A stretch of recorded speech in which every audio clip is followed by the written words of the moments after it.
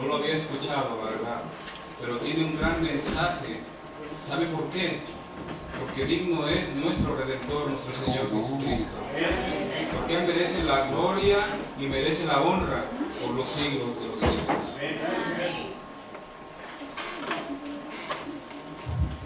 Vamos a ponernos todos de pie, vamos a entonarlo con júbilo y con gozo.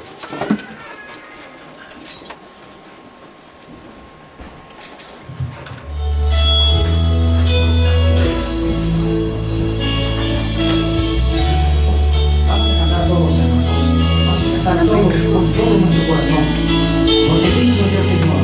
Amén. Digno es el Señor.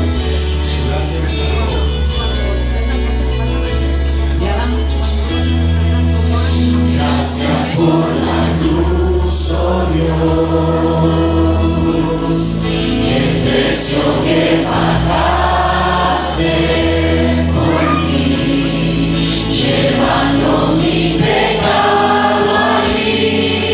Sublime amor, tu gracia me salvó.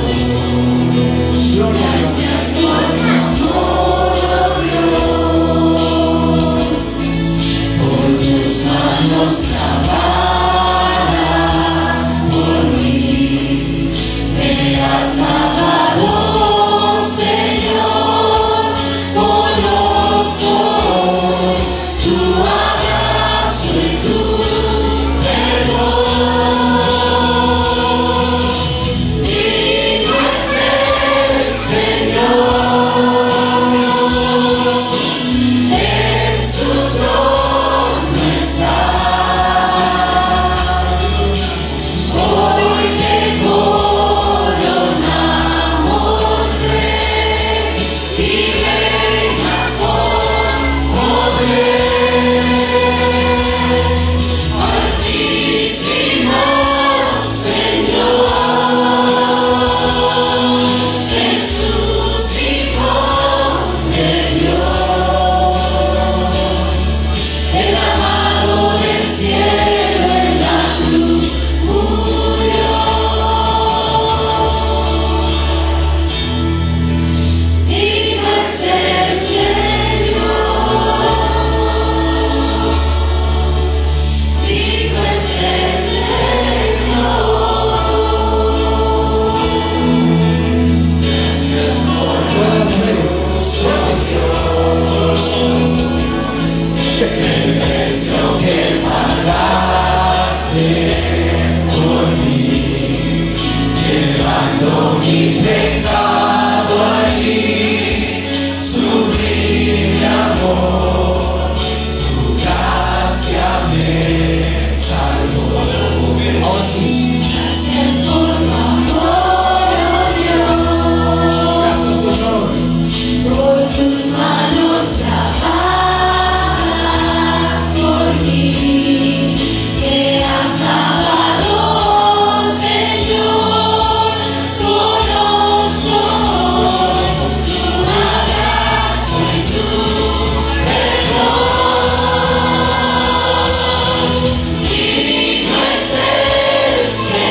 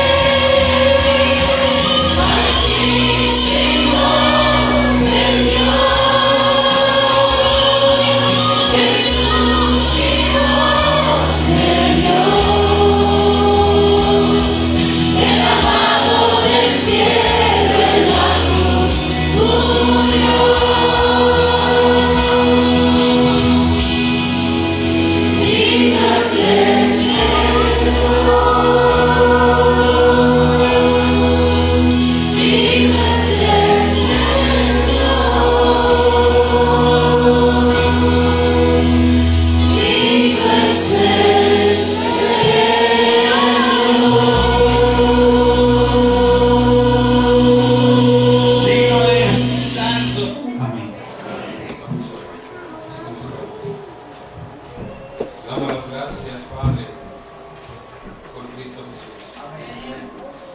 Porque Él fue el que pagó el precio por nuestros pecados. Digno eres, Cristo Jesús.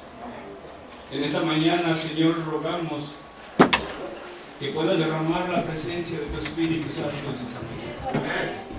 Que sea tu palabra quien hable y sea el Espíritu de profecía. Gracias y acompáñanos en esta mañana. Bendice a tu pueblo. Bendícenos con la presencia de tu Espíritu Santo. En el nombre de Jesús te lo pedimos.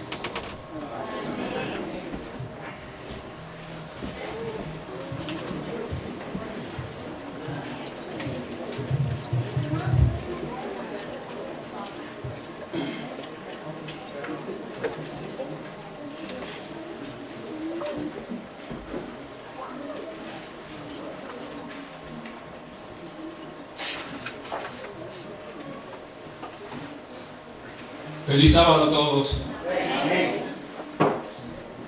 Ayer estuvimos por la noche hablando de la historia del pueblo de Israel. Una de las historias del pueblo de Israel más hermosas que podemos aprender de ellas. Cómo vivió el pueblo de Israel, cómo se inició el pueblo de Israel. Dios, a través de los siglos y del tiempo, ha tenido un pueblo especial o un remanente que a través de los siglos, a través de las décadas, Dios ha mantenido vivo ese remanente para su gloria y su honra. Vimos también cómo el pueblo de Israel fue llamado a Egipto. ¿Por qué? El pueblo de Israel llegó a Egipto con solamente 70 personas, con Jacob y su familia. Ellos venían saliendo de su país, donde ellos se encontraban. ¿Por qué? Porque había una gran hambruna que estaba pasando. 7 años de hambre. Y no solamente alrededor donde ellos se encontraban, sino también por todos otros países que estaban padeciendo. Pero en Egipto había comida. Déjeme decirte que José, Dios por medio de José, había preservado la vida de los egipcios. ¿Por qué? ¿Por qué había habido comida ahí? ¿Por qué había comida, alimentos? Porque Dios tiene el control de sus hijos. Dios tenía el control de su pueblo, cómo había preservado la vida de José. Y cuando sus hermanos y su padre se dieron cuenta que José todavía vivía, el padre Jacob se alegró y José mandó por su familia y por su padre. Vamos a abrir en Génesis capítulo 46, versículo 2. Cuando José mandó por su padre y sus hermanos, capítulo 46, versículo 2, y Dios le dijo a Israel en visión nocturna: Jacob, Jacob. Y él respondió: aquí estoy.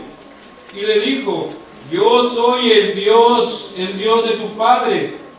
No temas de descender a Egipto, porque allí haré de ti una gran nación. Yo descenderé contigo a Egipto y también te haré volver, y la mano de José cerrará tus ojos.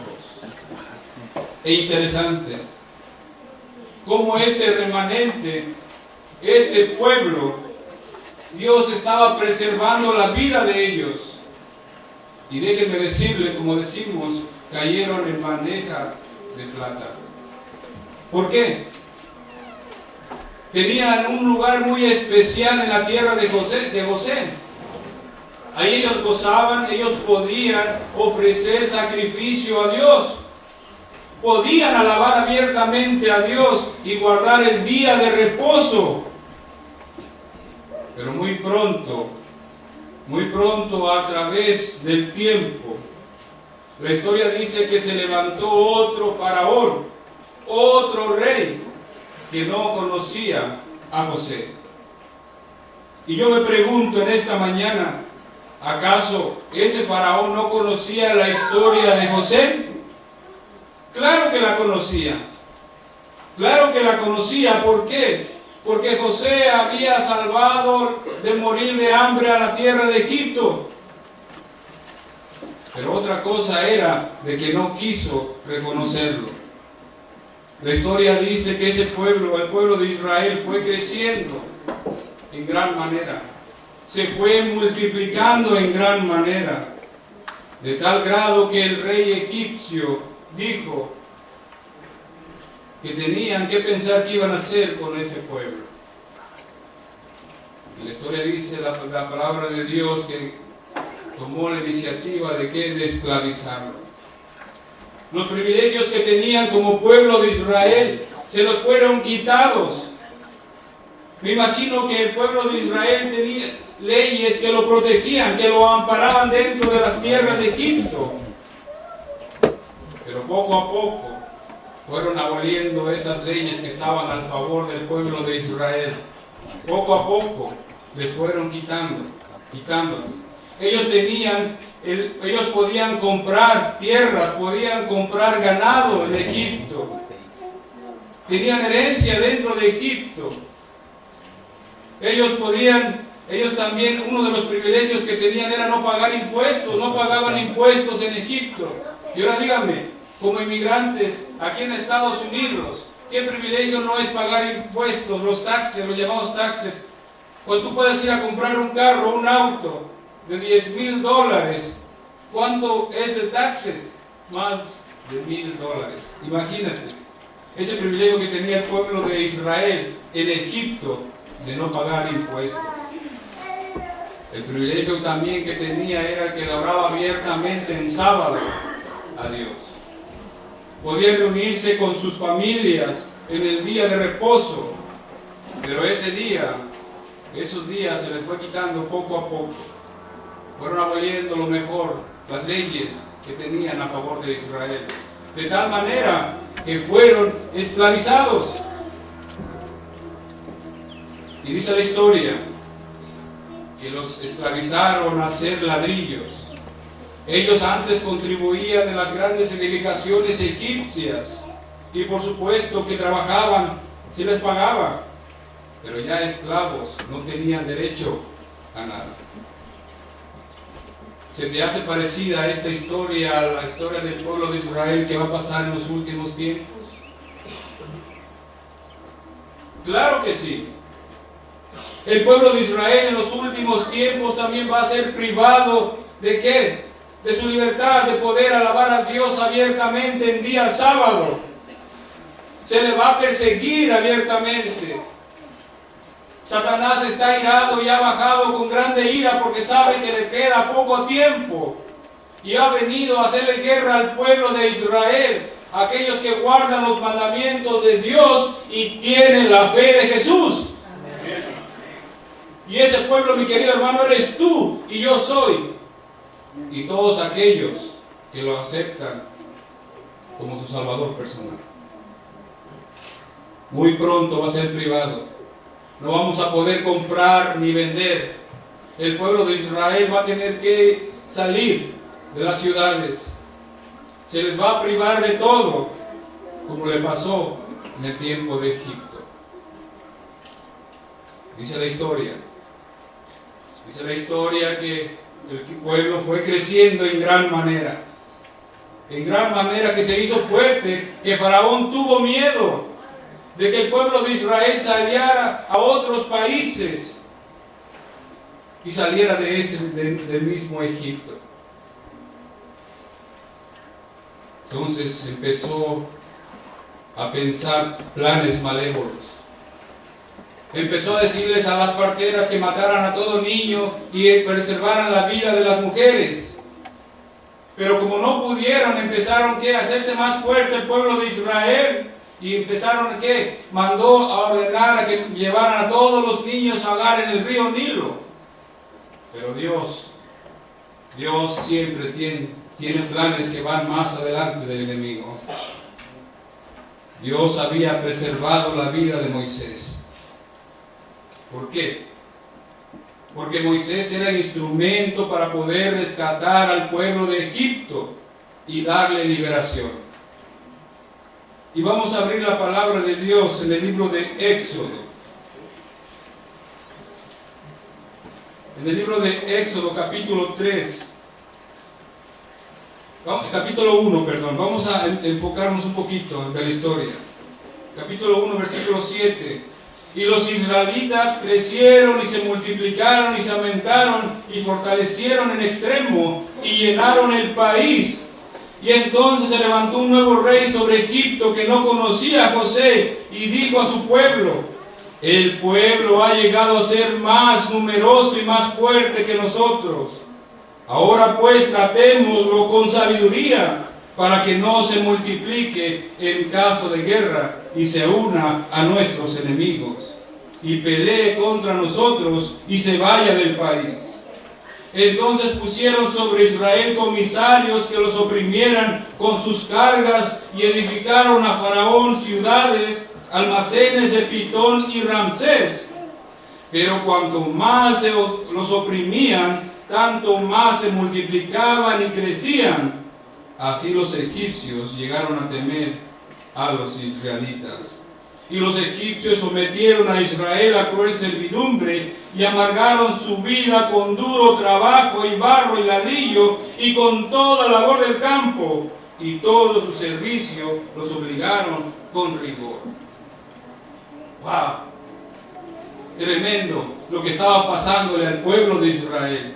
Ese pequeño remanente que Dios había conservado de los privilegios que ellos tenían, ahora estaba siendo esclavizado por los egipcios. Éxodo capítulo 3, versículo 7. Y el Señor le dijo: he visto la aflicción de mi pueblo que está en Egipto. Me pregunto, y te pregunto en esta mañana, ¿será que Dios ve la aflicción de su pueblo? Claro que la ve, mi querido hermano. Dios tiene sus ojos puestos en su remanente. Dios tiene puestos sus ojos en su pueblo. Claro que los tiene y no los pasa desapercibido. ¿Por qué? Porque cualquiera que toque a uno de sus hijos, ¿qué dice? Es como si metiera ¿qué? Con la niña de sus ojos.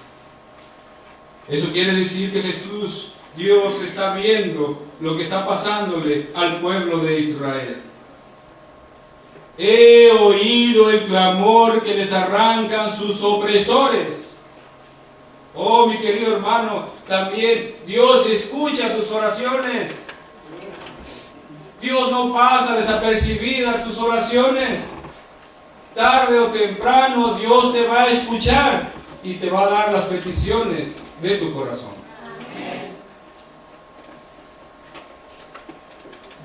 Pues conozco sus angustias. Déjame decirte que en esta mañana Dios conoce tus angustias. Dios conoce tu corazón y sabe lo que hay dentro de ti. ¿Por qué? Porque Él nos creó y te escogió desde antes de la creación del mundo. Y eso quiere decir que nos conoce perfectamente de pies a cabeza. Conoce las intenciones de tu corazón. Conoce las intenciones de mi corazón. ¿Por qué? Porque Dios todo lo puede, todo lo ve. Porque Dios es un Dios omnisciente. Dios es un Dios omnisapiente. Dios es un Dios omnipotente. Todo lo puede, todo lo sabe, todo lo ve.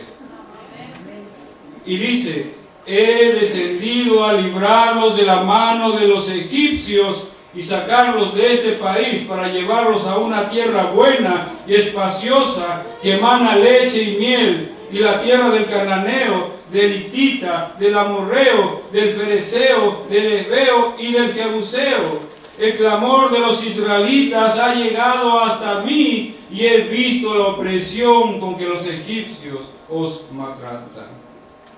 Déjame decirte, mi querido hermano, no tan solo te ve, no tan solo escucha, no tan solo te conoce Jehová de los ejércitos, sino también ha descendido del cielo. ¿Para qué? Él dejó su trono, dejó su gloria, dejó la adoración de ángeles en el cielo. ¿Para qué? Para poder venir a descender, para poder venir a liberar a su pueblo de la esclavitud del pecado.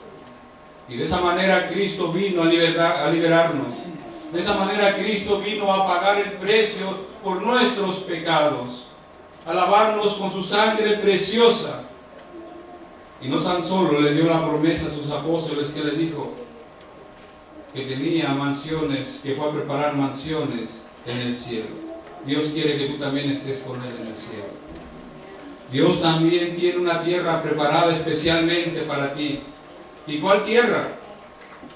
Esta tierra.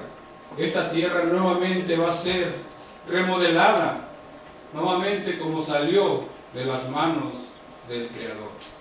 Y la tierra la hizo para que tú la habitaras, tú y yo y toda tu familia.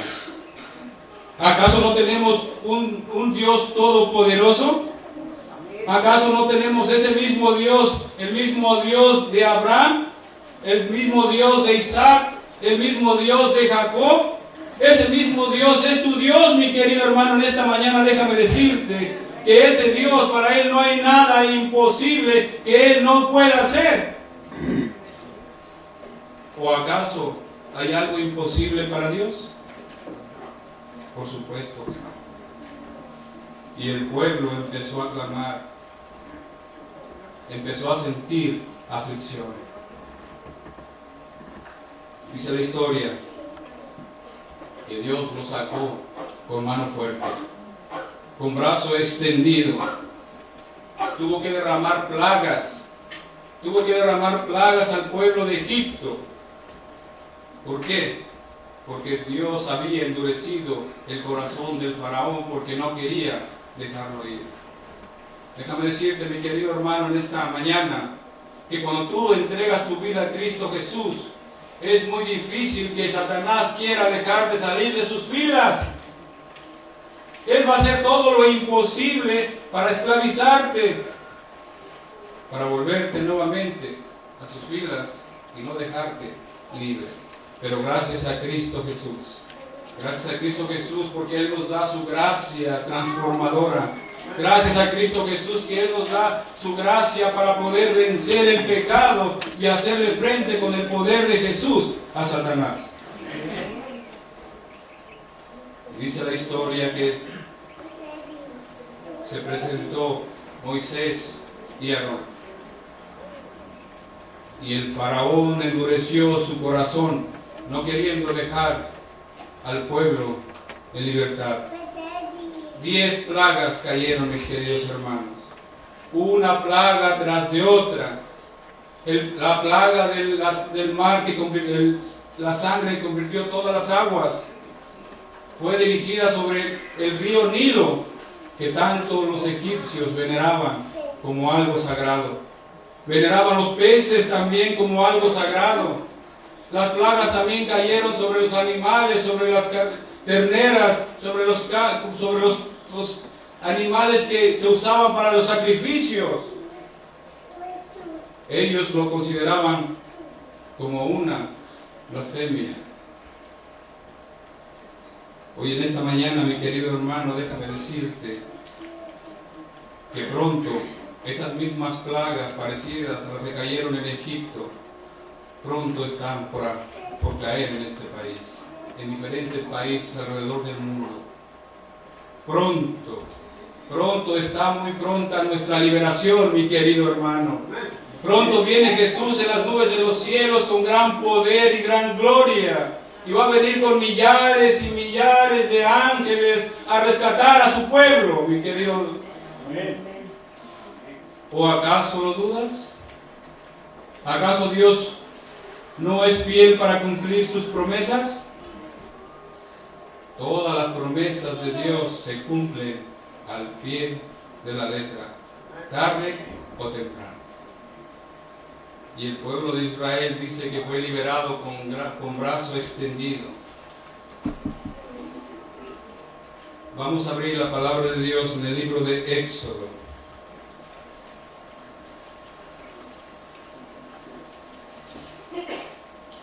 Libro de Éxodo, capítulo 32.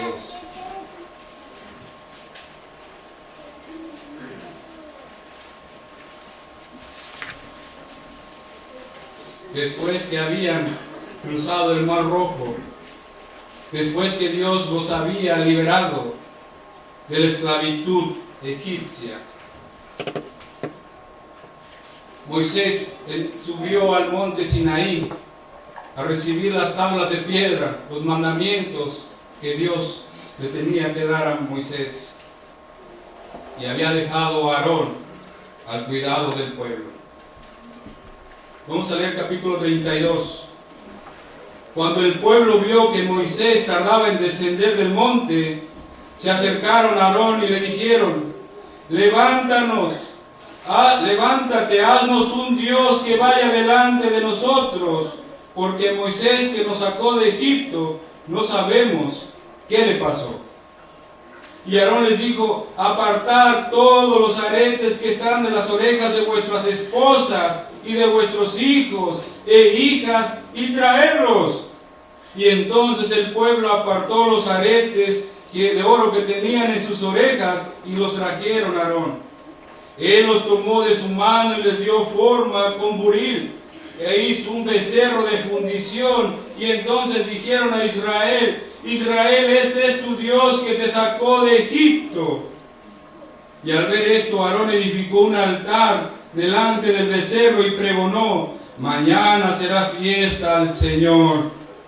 Al día siguiente madrugaron y ofrecieron holocausto y ofrenda de paz. Y el pueblo se sentó a comer y a beber, y después se levantó a divertirse.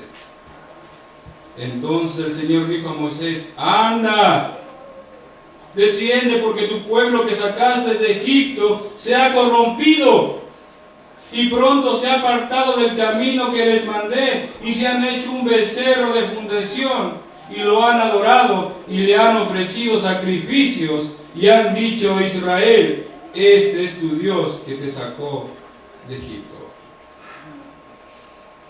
Interesante la historia del pueblo de Israel. Vamos a leer el versículo 16.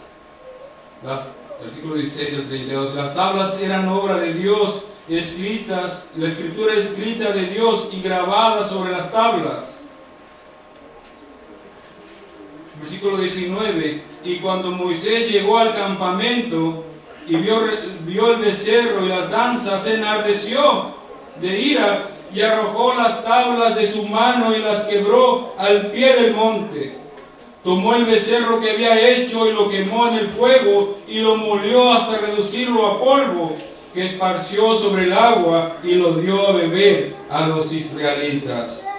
Y dijo Moisés a Aarón: ¿qué te ha hecho este pueblo que te ha traído sobre él? ¿Has traído sobre él tan gran pecado? ¿Qué te ha hecho este pueblo? Ahora yo les pregunto en esta mañana: ¿acaso Aarón no era un líder? ¿O era cualquier líder? Era un líder de altura. Era uno antes de Moisés. Era que el intérprete de Moisés. Cuando Dios le hablaba a Moisés, cuando quería llevar un mensaje a Aarón, era su portavoz a través de Aarón. Wow. Y le dijo: ¿qué te ha hecho este pueblo que has traído sobre él tan gran pecado? Hoy en esta mañana déjame decirte, mi querido hermano, déjame decirte, y quiero hacer un llamado a todos los pastores adventistas del séptimo día. ¿Por qué a todos los pastores adventistas del séptimo día? Porque a ellos Dios los ha escogido como centinelas. Centinelas para velar por el pueblo de Israel. para que no dejen minar nada, ningún tipo de idolatría dentro del pueblo de Israel. Déjame decirte que Dios también ha escogido a todos los líderes de iglesia. No solamente los líderes de la iglesia, que son ¿qué? La junta directiva, a todos los directores. Pesa una gran responsabilidad sobre cada director de iglesia. Dios va a pedir cuenta de lo que estás haciendo con el pueblo de Dios. Tarde o temprano, a los siervos de Dios les va a pedir cuenta. ¿Cómo es posible? ¿Cómo es posible que estos líderes puedan permitir ese tipo de idolatría que se introduzca dentro de la iglesia de Dios?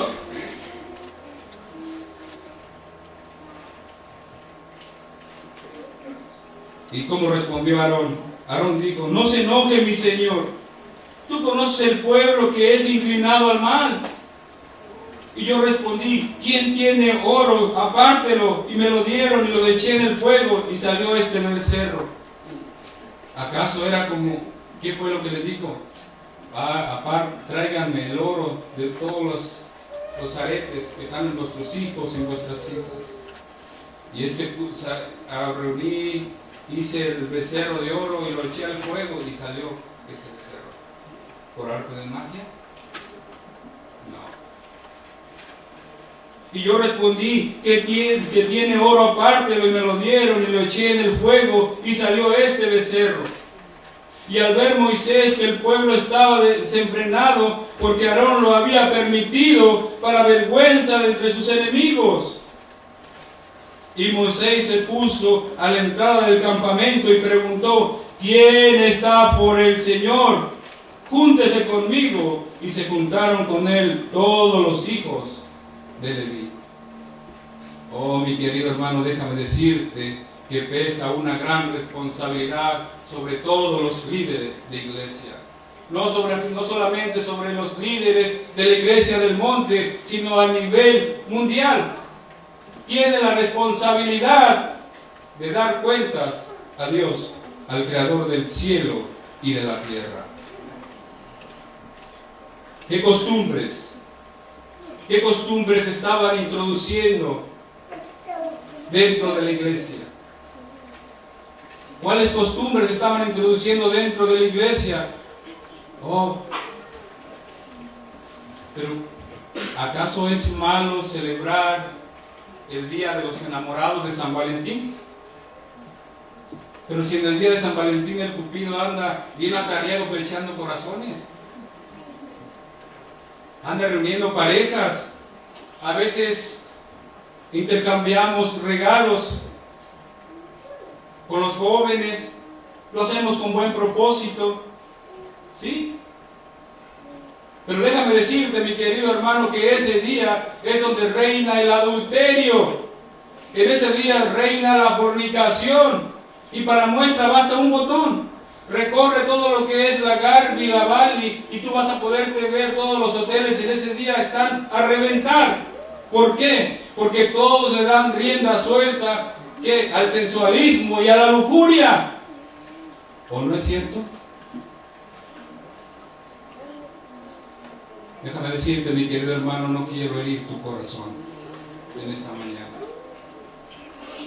Dios está hablando a su pueblo por medio de su palabra. Yo no estoy en contra de que tengan un árbol de Navidad. La sierva del Señor dice que siempre sea para buen propósito.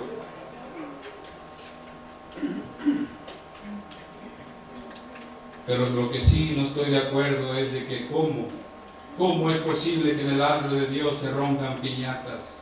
¿Cómo es posible que se introduzca las costumbres del mundo dentro de la iglesia, donde venimos a adorar el nombre de Dios? No puede ser posible, mi querido hermano. Oh, pero si el mundo lo está celebrando, ¿por qué nosotros no? Si el mundo celebra San Valentín, ¿por qué nosotros no? Si el mundo celebra el Día del Padre, el Día de la Madre, ¿por qué nosotros no? Cuando su palabra dice: honra a tu padre y a tu madre para que se alarguen los días en la tierra que Jehová tu Dios te da. No es un solo día, mi querido hermano, es toda la vida. Debemos de adorar al que hizo el cielo y la tierra, nuestro Padre Celestial. ¿Saben? Las tradiciones son fuertes, atractivas. Déjame decirte por qué. Cuando era niño, y todos los que son de México me han de entender, el Día de los Reyes es fuerte esa tradición. Yo recuerdo a mis padres que me decían, mañana es Día de Reyes. ¿Saben? Yo me alegraba y me decía, ¿sabes qué? Haz tu carta y ponla en el árbol. Y Dios te va a traer lo que tú le pidas. Entonces yo agarraba una lista y le hacía una lista a los santos reyes. Le pedía una bicicleta, o le pedía unos patines, o le pedía un carro a control remoto. Pero ¿saben? Nunca se me hizo tenerlos en mi mano. ¿Saben lo que es? Siempre, mis padres fueron pobres. A veces ponía mi calcetín todo roto ahí en el árbol de Navidad.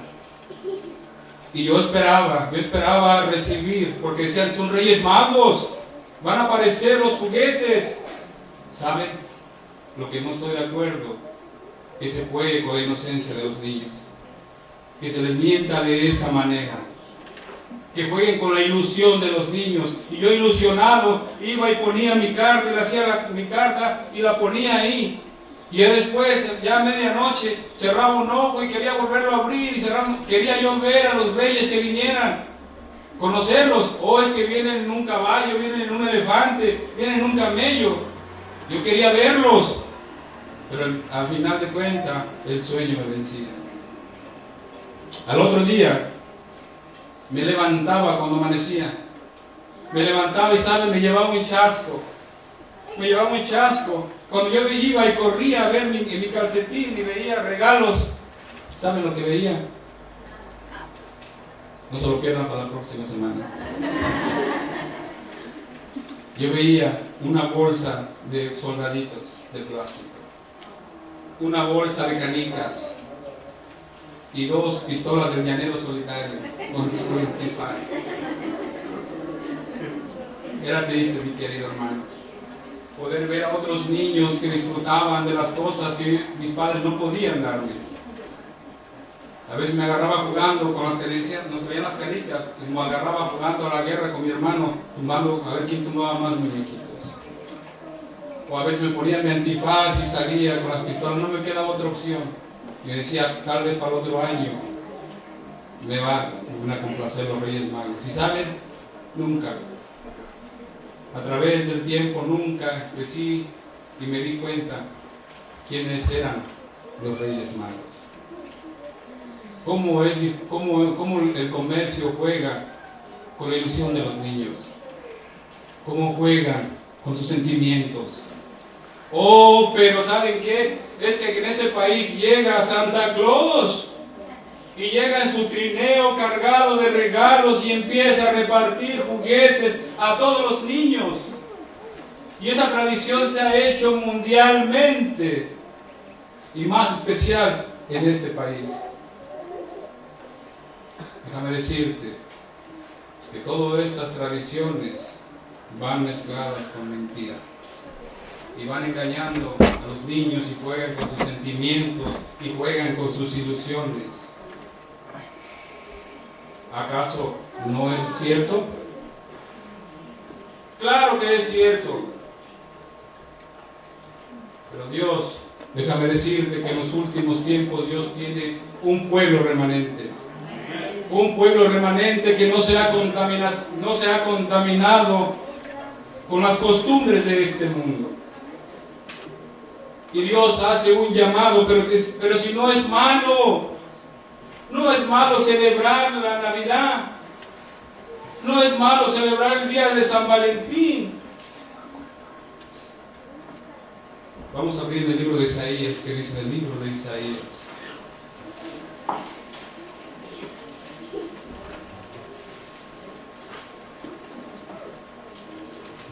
Libro de Isaías.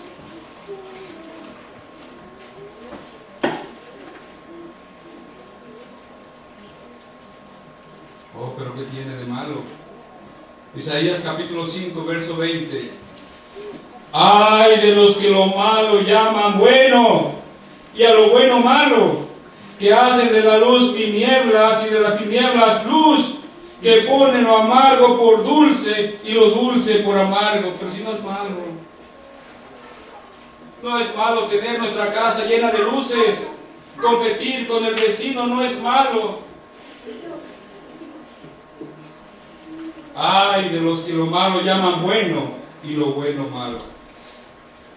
Hoy Dios está llamando a un pueblo que se mantenga libre de contaminación del mundo. Y vamos a leer en el libro de Reyes, Primera de Reyes, capítulo 18, verso 20. Capítulo 18, verso 20 dice: y entonces Acab convocó a todos los israelitas y los profetas en el monte Carmelo. Y Elías se le acercó al pueblo y le dijo: ¿hasta cuándo vacilaréis entre dos opiniones? Si el Señor es Dios, seguidlo, y si Baal, id en pos de él. Y el pueblo no respondió palabra.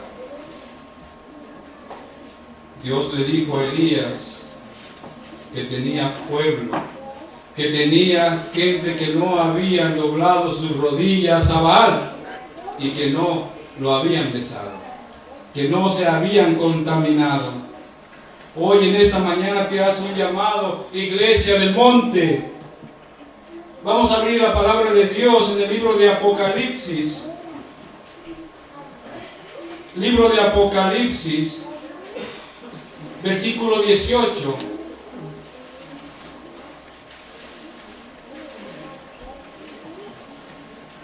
Después de eso vi otro ángel descender del cielo con gran poder, y la tierra fue iluminada con su gloria.